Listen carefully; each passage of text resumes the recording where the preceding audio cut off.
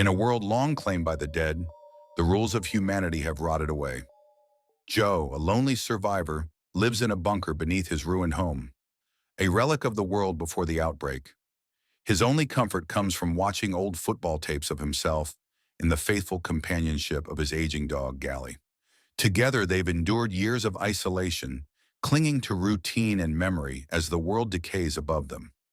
Every few days, Joe risks everything to take Gally outside for air. He straps on his bulletproof vest, grips his folding knife, and ventures into the wasteland. But one fateful evening, their fragile peace shatters. As Gally sniffs the air, a horde of zombies emerges from the mist. Joe fights savagely, his makeshift weapons slicing through rotting flesh. But in the chaos, Gally is bitten. Joe slaughters every last one of the undead, but it's too late. His best friend dies in his arms. He buries Gally under a broken tree and returns to the bunker, hollow and broken. The silence becomes unbearable. The old tapes no longer bring comfort, only ghosts.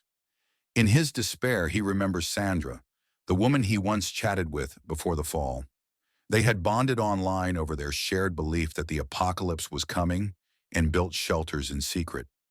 They had planned to meet one day, but that day never came. Now Joe decides it's time. With dwindling supplies and a fading will to live, he sets out to find her, over 1,000 kilometers away. He arms himself, maps his route, and roars into the dead horizon on his electric motorcycle. But the road isn't kind. Within hours, his tires hit a spiked trap, sending him tumbling. Before he can recover, he's caught in a snare. A zombie staggers toward him, but a shot rings out. A woman appears, rifle smoking. She introduces herself as Evie. Evie isn't friendly. She tells Joe she set the traps to steal his bike and demands he wear handcuffs before she frees him. She plans to find her missing husband, Stephen, and needs transportation. Joe refuses, but when she reveals the gun, he complies. Together, they ride through wastelands. Joe silent, Evie suspicious, her weapon never leaving his side. Days pass. Evie keeps Joe cuffed, even during rest stops. He ignores her, retreating behind his headphones, but tension slowly softens into uneasy companionship. One night, they're ambushed by a horde of zombies. Forced to fight back to back, they discover how well they work together. Afterward, Evie unlocks the cuffs. For the first time, Joe smiles. Trust grows. She even takes the handlebars, racing through abandoned cities under crimson skies. At camp, they share their stories. Joe's lost dog, Evie's missing husband. When Evie reads Joe's old letters to Sandra, she realizes the coordinates to Sandra's bunker lie near her own destination. Hope flickers again, but tragedy returns. When Joe starts the motorcycle and steps away for a moment, a stranger steals it, leaving behind a live sheep.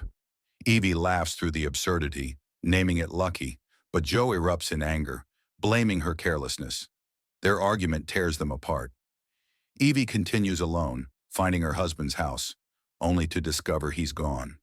On the walls, she finds paintings of herself, some beautiful, some furious, proof he loved her until the end.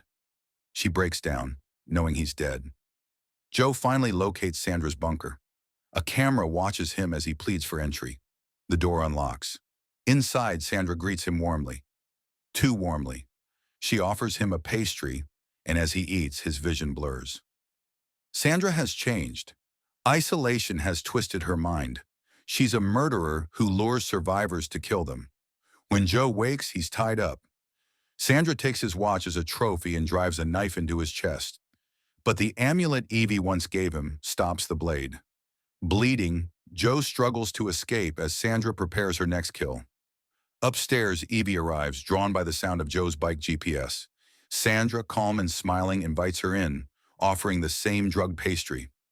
Evie senses danger. The dose has no effect on her hardened body. Sandra attacks with a knife. The fight is brutal, chaotic. Evie manages to stab her and rushes to free Joe. As they flee, Sandra reanimates, now one of the undead. The two lock her inside the bunker, sealing away the ghost of the past. Outside, bloodied but alive, Joe and Evie share a quiet moment under the fading sun. They've lost everything, friends, lovers, homes, yet found something far rarer, trust. In a dead world where rules no longer apply, they ride off together, two souls proving that even after the end of everything, hope still breathes.